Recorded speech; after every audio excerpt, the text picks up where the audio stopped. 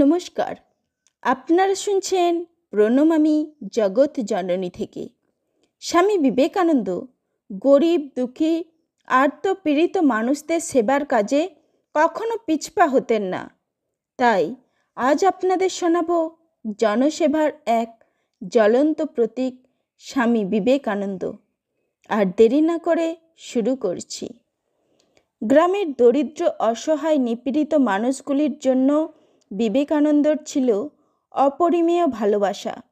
তাই তাঁর দরদ ভরা কণ্ঠস্বর শুনতে পাই, আহা, দেশে গরিব দুঃখীর জন্য কেউ ভাবে না রে। যারা জাতির মেরুদণ্ড, যাদের পরিশ্রমে অন্ন জন্মাচ্ছে, তাদের সুখে দুঃখে সান্ত্বনা দেয় দেশে এমন মানুষ কেউ নেই রে। আমরা এদের অন্ন বস্ত্রের সুবিধা যদি না করতে পারলুম তবে আর কি হলো। বিবেকানন্দ ধনী নির্ধন সব শ্রেণীর মানুষকেই ভালোবাসতেন। বিশেষভাবে নিচুতলার মানুষের প্রতি তার ছিল অসীম শ্রদ্ধা ও ভালোবাসা। দরিদ্র শ্রেণীর মানুষের প্রতি খারাপ আচরণ বা মনুষ্যত্বের অপমান করত যারা, বিবেকানন্দ তাদের ঘৃণা করতেন। তিনি দেখেছিলেন ভারতবাসী দুঃখ দুর্দশা বোঝে না, বোঝার চেষ্টাও করে না। ফলে একে অপরের ঘনিষ্ঠ না হয়ে হয় অবহেলার পাত্র। তাই তিনি বলেন, ভুলিও না নিজ জাতি, মূর্খ দরিদ্র অজ্ঞ মুচি মেথর, তোমার রক্ত তোমার ভাই। বলো আমি ভারতবাসী আমার ভাই, ভারতের কল্যাণ আমার কল্যাণ। বিবেকানন্দের এই বক্তব্যে আমরা দেখতে পাই স্বদেশের প্রতি তার অগাধ প্রেম এবং দেশবাসীকে সেবা ধর্মের মর্ম দিয়ে উদ্বুদ্ধ করার প্রাঞ্জল দৃষ্টান্ত। প্রত্যেক মানুষের মধ্যেই আছেন ভগবান। মানুষকে ঘৃণা করা হলে ভগবানকেও ঘৃণা করা হয়। মানুষই ভগবান।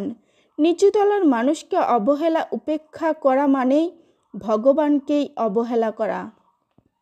তাই বিবেকানন্দ ঈশ্বরের ভালোবাসার সঙ্গে সঙ্গে ঈশ্বরের সৃষ্টি মানুষকেও ভালোবাসতে বলতেন। সৃষ্টিকে অবহেলা করে স্রষ্টাকে আঁকড়ে ধরার চেষ্টার মধ্যে কোনো উদারতা, কোনো মহানুভবতা নেই। আর দরিদ্র সাধারণের প্রতি অবিচার করে অন্যভাবে বলা যায়, মনুষ্যত্বকে অবহেলা করে শুধু ধর্মানুষ্ঠান সুসম্পন্ন করলেই ভগবান তুষ্ট হন না। তাতে আত্মসুখ লাভ করা যেতে পারে, কিন্তু ব্যথিতের ব্যথা দূর হয় না। মনে রাখা দরকার, নরের মধ্যেই নারায়ণের অধিষ্ঠান। বিবেকানন্দ সকল জীবের মধ্যেই নারায়ণকে দেখতেন। তাই বলতেন, যদি ভগবানকে চাও আগে মানুষের সেবা করো, যদি শক্তি চাও আগে লোক সেবায় দেহ ক্ষয় করো। মানুষকে কিভাবে ভগবানের জীবন্ত প্রতিমা ভেবে পূজা করতে হয় তা দেখিয়ে দিয়েছেন বিবেকানন্দ।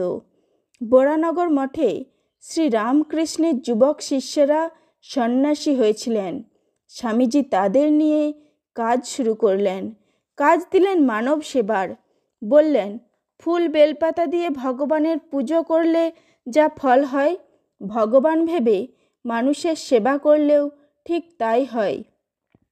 তাই তিনি সহজেই বলতে পারতেন, দেশের কল্যাণের জন্য দরকার হলে আমি নরকেও যেতে রাজি আছি।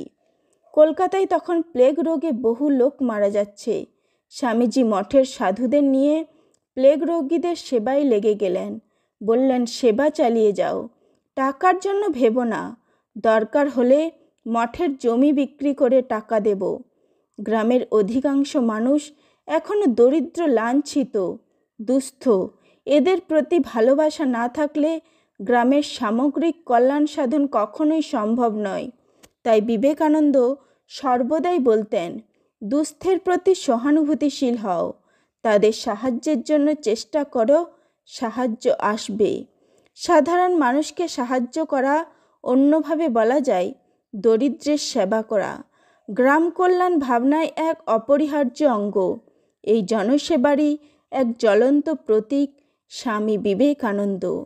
পাশ্চাত্য দেশ পরিভ্রমণ শেষে ভারতে প্রত্যাবর্তন করে তিনি রামকৃষ্ণ মিশন প্রতিষ্ঠা করেছিলেন।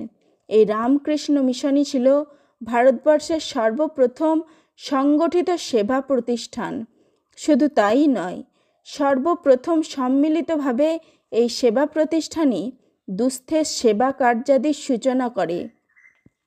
গ্রামের সামরিক কল্যাণের জন্য সমগ্র গ্রামবাসীকে একত্র করা বা সংগঠিত করার প্রয়োজনীয়তাও বিবেকানন্দ উপলব্ধি করেছিলেন।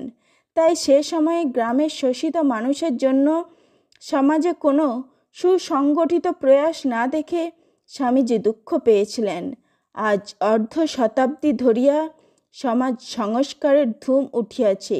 10 বৎসর যাবৎ ভারতের নানা স্থান বিচরণ করিয়া দেখিলাম, সমাজ সংস্কার সভায় দেশ পরিপূর্ণ, কিন্তু যাহাদের রুধির শোষণের দ্বারা ভদ্রলোক নামে প্রথিত ব্যক্তিরা ভদ্রলোক হইয়াছেন এবং রহিতেছেন, তাহাদের জন্য একটি সভাও দেখিলাম না। ঠাকুর মা স্বামীজির চরণে প্রণাম জানিয়ে আজ এখানেই শেষ করছি। ধন্যবাদ।